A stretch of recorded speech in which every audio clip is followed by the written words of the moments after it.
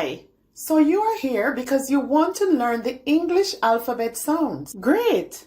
I can help you with that. Welcome to Word Work, where we put words to work, word by word. Watch to the end to learn the sound of the letter in this video. I know you will be happy and come back for more lessons on this channel. Let's get started. This letter has two sounds. In this video, you will learn one sound. Look at the letter. Learn the second sound of the letter. Repeat after me. I.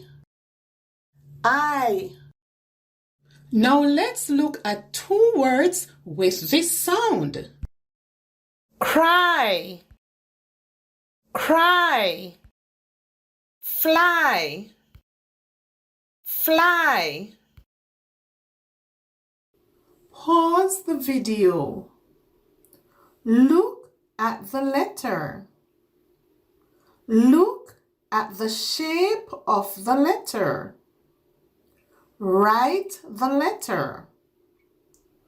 Try to repeat the sound on your own. Let's review. I.